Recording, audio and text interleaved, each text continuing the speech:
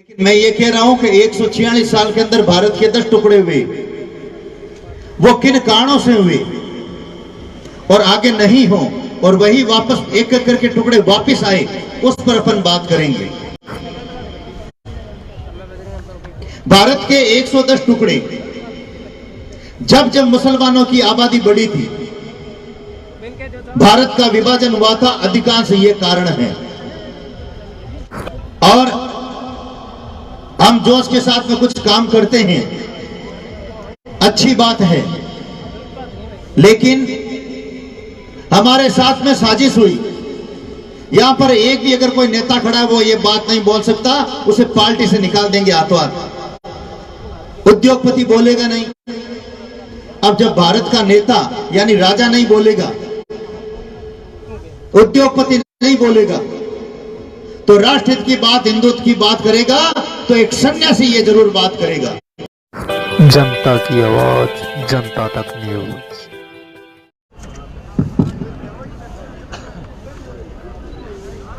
सभी से निवेदन,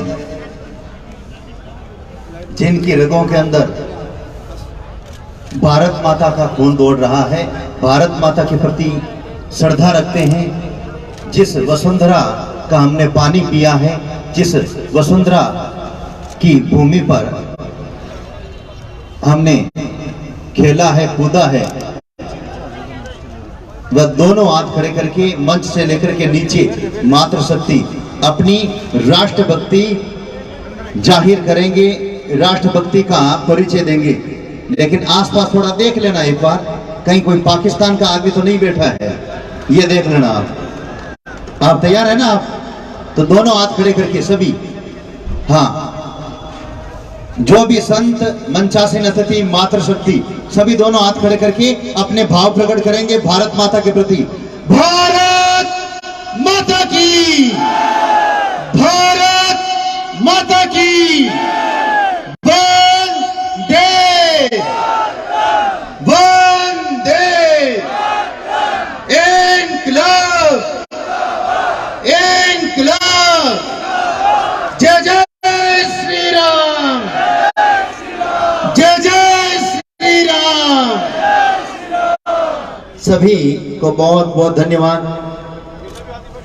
जिन्होंने भारत माता के प्रति प्यार रखते हुए, भगवान श्री राम के प्रति भाव रखते हुए विशाल श्री राम जन्मोत्सव धर्म यात्रा भादरा राष्ट्रीय हिंद सेवक संघ को भी बहुत बहुत साधुवाद, जिन्होंने इतना सुंदर कार्यक्रम का आयोजन रखा है। मंचासीन पूज्य संत श्री सोमगिरी जी महाराज, मंचासीन डॉक्टर विदित दत्त जी शर्मा आचार्य जी, और डाली भाई किन्नर समाज के महंत हैं आप, बेबी भाई आप किन्नर समाज से हैं। उपस्थित मातृशक्ति प्रबुद्ध जन, इस पावन अवसर पर इस राष्ट्रीय हिंद सेवक संघ की ओर से और विश्व स्तरीय भोज चिकित्सालय की ओर से ही सबका कोटि कोटि अभिनंदन और स्वागत।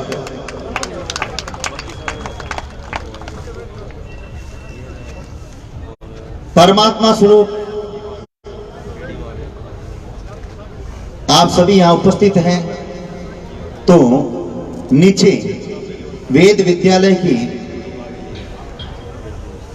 भक्त प्रहलाद की तरह है, भक्त ध्रुव की तरह है, लव कुश की तरह है, जो हमारी संस्कृति को जीवित रखते हुए, आगे बढ़ाते हुए जो बाल गोपाल बैठे हैं, मैं आपके उज्जवल भविष्य की कामना करता हूं।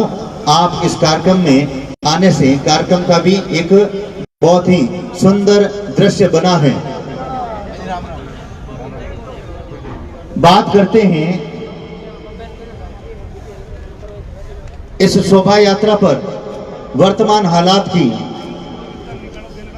आचार्य जी और भी अन्य संत अपने अनुरूप जानकारी देंगे, लेकिन मुझे जिस हिसाब से लोग जानते हैं, पहचानते हैं, मैं अपने हिसाब से अपना उद्बोधन दे रहा हूं। मैं बात करूंगा वर्तमान युग की। भगवान श्री राम का भव्य मंदिर बन रहा है अयोध्या के अंदर। अयोध्या समिति कह रही है बनकर के तैयार हो जाएगा। बहुत अच्छी बात है, लेकिन मैं आपका एक ध्यान आकर्षित करना चाहता हूं। हम बहुत बड़े मंदिर बनाएंगे, एक नहीं अनेक बनाएंगे, लेकिन स्थायी बने उसके लिए हम काम करें तो अच्छा रहेगा। भगवान राम की इसी भूमि पर पहले भव्य मंदिर था, बीच में मस्जिद बनी, वापिस मंदिर बन रहा है। कहीं ऐसा न हो कि आज से 2000 साल बाद में, 1000 साल बाद में मंदिर की जगह कुछ और चीज वापिस बन जाए। इसलिए मैं उस ओर ध्यान आकर्षित करूंगा कि मेरी बात को आप समझना, अन्यथा मत लेना। बाबा अमरनाथ जो हमारी श्रद्धा का केंद्र है, चीन के कब्जे के अंदर है। पाकिस्तान के अंदर हमारे शक्तिपीठ हैं, नेपाल के अंदर शक्तिपीठ हैं। इन कारणों को मुख्य ढूंढेंगे। अभी तो अपन जोश से बोल रहे हैं, लेकिन मैं ये कह रहा हूं कि 146 साल के अंदर भारत के 10 टुकड़े हुए, वो किन कारणों से हुए और आगे नहीं हो, और वही वापस एक एक करके टुकड़े वापस आए, उस पर अपन बात करेंगे।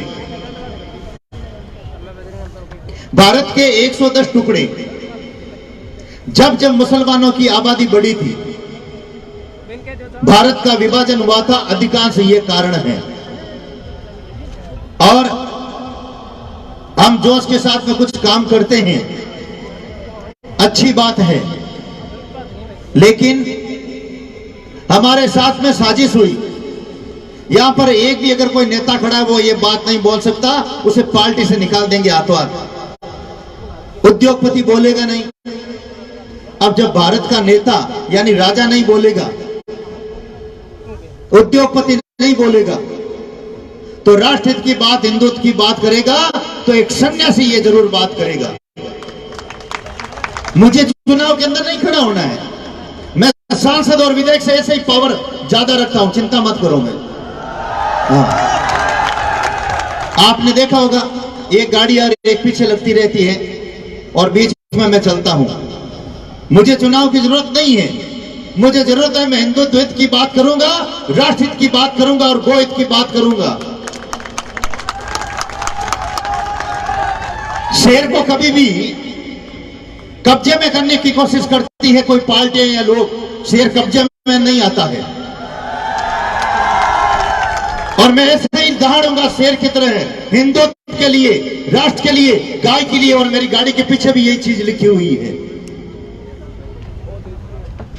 और आपने बुलाए इसी तरह के ऐसे संत की आवश्यकता है जो वाकायदा दमदार बात कह सके, चिपनी चुपड़ी बातें करके नहीं जानी चाहिए। ऐसे संत इसलिए मेरे को बुलाया कि कुशाल गिरी जी को बुलाएंगे, बात साफ तौर पर वो कहेंगे मंच पर। मेरा दर्द झलकता है, मेरी बात को अगर समझेंगे तो आचार्य जी इस बात को पूरी तरह समझेंगे, कुछ लोग इस बात को पूरी तरह समझेंगे। करीब 75 साल पहले की घटना है। उस समय के प्रधानमंत्री ने ऐसे नियम लगा दिए थे कि मुसलमान 4 शादी कर सकता है और हिंदू 1 शादी कर सकता है। मैं ये कहता हूं ये कानून गलत है। या तो हिंदुओं को भी, लड़कों को, इनको 4 शादियों की इजाजत दें, या मुसलमानों की 4 शादियां बंद होनी चाहिए। ये बात मैं कहता हूं। वो कहते हैं हम 5, हमारे 25, और हम कहते हैं हमारे 2, तो फिर भारत का विभाजन होगा। पहले जड़ के अंदर जाएं। आज हम रैली निकाल रहे हैं, राम मंदिर बना रहे हैं, बाबा विश्वनाथ का भव्य मंदिर बना रहे हैं, लेकिन कब तक सुरक्षित रखेंगे? सबसे पहले जरूरत है कि एक देश, और मैंने छल्ले पर भी यही लिखा है, सबको मैंने छल्ले दिए हैं तो ये लिखा हुआ है, एक देश एक कानून होना चाहिए। मैं ये कह रहा हूं भगवान श्री राम का ये शोभा यात्रा है, जन्मोत्सव। भगवान श्री राम को देखिए आप, भगवान श्री राम के 3 माताएं थी। हमारा इतिहास रहा है एक से अनेक शादियों का। मैं मानता हूं कि हिंदू अगर एक से एक शादी करता है कोई दिक्कत नहीं, लेकिन हमारे साथ में ये डबल भावना दुर्वा और हमें बर्दाश्त नहीं है, और उनकी 4 शादियां बंद होनी चाहिए मुसलमानों की। ये कह रहा हूं मैं साफ तौर पर, क्योंकि मैं आपकी आने वाली पीढ़ियां, आपके बेटे, पोते, पड़पोते, लड़पोते, खड़पोते, वो आराम से भारत के अंदर घूम सके, हमारी आने वाली पीढ़ियां आराम से रह सके, इसलिए ये मैं बात करने के लिए आया हूं। बात को समझना, एक देश 2 कानून हमारे साथ में सौतेला व्यवहार कर रहे हैं और पिछली सरकारों ने किया है। वर्तमान सरकार धीरे धीरे काम अच्छा कर रही है। मोदी सरकार को मैं धन्यवाद देना चाहता हूं। कुछ राष्ट्रहित और हिंदुत्व की बात कर रहे हैं और धीरे धीरे सब अच्छा होगा। मैं कह रहा हूं कि हमारे देवताओं के बलि चढ़ती थी, भागवत में लिखा हुआ है, शास्त्रों में लिखा हुआ है। ठीक है, बलि प्रथा बंद कर दी, कोई बात नहीं। तो ईद पर वो करोड़ों हत्या हो रही है, मुर्गी की, बकरे की, गाय की, ऊंट की, उसे भी बंद किया जाना चाहिए, ये मैं कहूंगा। केवल मैं बात करूं, मैं कहूंगा, मैं आचार्य जी को कहूंगा आप राम जी के बारे में जानकारी देना, लेकिन जो मैं बात कहूंगा वो दूसरों से नहीं बोली जाएगी, इसलिए मैं अपनी बात रख रहा हूं। मैं साफ तौर पर कह रहा हूं, हिंदू बेटियों से लव जिवाद एक आपके साथ में षड्यंत्र है। अगर शादी करनी है तो हमारे हिंदू जवान भी खूबसूरत है, इनसे शादी करें। आप कहां फंस रही हैं जहां जीव हत्या हो रही है? हिंदू धर्म सर्वश्रेष्ठ धर्म है, और हिंदू लड़की को अगर अच्छा नहीं लड़का मिलता है, मेरे को बताना, मैं अच्छा सा हिंदू लड़का आपको प्रदान करूंगा, दिखाऊंगा। लेकिन कभी तो 36 टुकड़े होते हैं, कभी 56 टुकड़े होते हैं। एक बार आप प्यार के अंदर मुसलमान से शादी करते हैं और फिर जीवन पर पछताते हैं। ऐसे अनेक उदाहरण हो रहे हैं। मैं साफ तौर पर कह रहा हूं, इस दुनिया के अंदर हिंदू धर्म से बढ़कर अच्छा धर्म कोई नहीं है। साफ कहूंगा मैं युवा साथियों से निवेदन करूंगा, हम दो हमारे 2 की नीति छोड़ो आप, और हम दो हमारे 4 की नीति रखो आप, ताकि कुछ बैलेंस बन सके, क्योंकि वोट का जमाना है। अगर मैं तो प्रधानमंत्री होता तो एक दिन पहले दिन यह नियम लागू कर देता, एक देश एक कानून। हाँ, एक देश एक कानून का कार्यवाही जल्दी चालू कर देता। मैं अपने विचार बता रहा हूं। मतलब राम मंदिर बना है, सोमनाथ बना है सरदार वल्लभ भाई पटेल के समय, और मोदी के समय, नरेंद्र जी मोदी के समय राम मंदिर बन रहा है। लेकिन मैं ये चाहता हूं कि मोदी के समय या योगी के समय मथुरा के अंदर भी भगवान श्री कृष्ण का भव्य मंदिर बने। मैं साफ कहूंगा, ये तो पहली झांकी है, और आप कहेंगे मथुरा काशी बाकी है। अपना जोश दिखाना, ताकि आपको इंस्टाग्राम पर 10 लाख लोग देख सके, एक कैमरा उधर भी घुमाना। तो मैं कहूंगा ये तो पहली झांकी है राम मंदिर की, मथुरा काशी बाकी है। ये तो पहली झांकी है, ये तो पहली झांकी है। जो भगवान श्री कृष्ण के भक्त हैं दोनों हाथ खड़े कर दें, जो रावण के भक्त हैं हाथ नीचे रखना। ये तो पहली झांकी है। अभी कौन बोलो भाई, थोड़ा जोर करो भाई। ये तो पहली झांकी है, ये तो पहली झांकी है। क्योंकि हमारे युवाओं को यह जानकारी होनी चाहिए कि सोमनाथ बन गया, राम मंदिर बन रहे, आगे काम क्या है। तो हमारे ये युवा वो काम भी हाथ में लेंगे। मथुरा पर भी भगवान श्री कृष्ण का भव्य मंदिर बने, काशी के अंदर बाबा विश्वनाथ का भव्य मंदिर बने, पास में जो मस्जिद है वो भी स्थानांतरित हो, उसे दूसरी जगह पर भी बनाया जाए। मैं साफ तौर पर कह रहा हूं युवाओं, एक संत कथनी और करनी में अंतर नहीं रखता है। प्रत्येक घर के अंदर एक तलवार रखना होगा आपको, प्रत्येक घर के अंदर। आप ब्यूटी पार्लर जाना, 14 तारीख को, फरवरी को कुछ भी देना, मोबाइल वगैरह किसी को, लेकिन सब खर्चा करना, लेकिन ये खर्चा भी एक कुशालगिरी के कहने पर कर देना। एक फर्स्ट क्लास तलवार आपके घर के अंदर होनी चाहिए। और इस तलवार को हनुमान जी भी पकड़ रहे हैं। ये देखो आप, मेरा हाथ चूम रहे हैं, बाकायदा इन्होंने समर्थन कर दिया है बालाजी महाराज ने कि बॉस बात तो दमदार कह रहा है।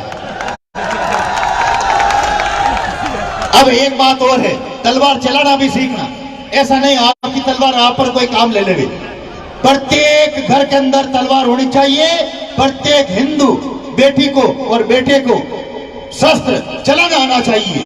यह भी मैं आपको कह रहा हूं। शौक रखें तो मेरे जैसा शौक रखें राजा महाराजाओं का। मैं एक अखाड़े का संत हूं और शस्त्र और शास्त्र दोनों की शिक्षा हमें दी जाती है। गौ माता को राष्ट्रमाता घोषित होनी चाहिए, ये हम सब की मांग है और ऐसा कानून भारत के अंदर होना चाहिए। गो तस्करों को फांसी होनी चाहिए, ऐसा कानून होना चाहिए, ताकि हमारी गौ माता को काटने के अगर कोई ले जाए तो पहले 100 बार सोचना होगा उनको, दुष्टों को, उन राक्षसों को। भारत के अंदर जितने भी कत्ल खाने हैं वो बंद होने चाहिए। और मैं निवेदन करूंगा भारत के प्रधानमंत्री हिंदू हृदय सम्राट नरेंद्र जी मोदी से, जिस प्रकार पाक अधिकार कश्मीर पर आपने अटैक किया था 4 बजे, उसी तरह एक बड़ा अटैक करके 10 हिस्सों में से पहला एक हिस्सा अपने नाम कर ले और शुरुआत करें आप। मारवाड़ी के जो हुई जुदी लागी 1947 वाली बात इस बार नहीं होगी। अगर भारत का विभाजन होगा और उस समय हमारी बहन बेटियों के साथ में अत्याचार हुआ, उनके आंचल काट लिए गए थे, जबरन निकाह हुआ, बलात्कार हुआ, लेकिन जब तक कुशालगिरी धरती पर जीवित है भारत का विभाजन नहीं होगा। और अगर होगा तो इस तलवार से कई राक्षसों की गर्दनें अलग होगी। भारत माता की। याद करना वो दिन हमारी बहन बेटियों के साथ में क्या हुआ था। उस दृश्य को याद करते हैं तो आंखों में पानी आता है। हम चारों तरफ पर उस समय नुकसान में रहे थे। और सबसे बड़ी गड़बड़ एक जगह हो रही है। मैंने पता लगाया, जो मुसलमान पहले हिंदू थे वो कुछ हिंदू बने हैं और मैं उनके घर पे गया हूं और वहां पर मैंने भोजन भी किया है। लेकिन उन्होंने एक बात कही थी कि गुरुदेव, हमारे कई मुस्लिम भाई हिंदू बनना चाहते हैं लाखों की संख्या में, लेकिन एक गड़बड़ है, उनको गोत्र नहीं दी जा रही है। जैसे हम मुसलमान थे, हम हिंदू बन गए तो हमारी बेटी हम किसको दें और हम बेटी किसको लें। तो एक कुंभ के अंदर, प्रयागराज के अंदर विश्व हिंदू परिषद जैसे संगठन, जगत गुरु,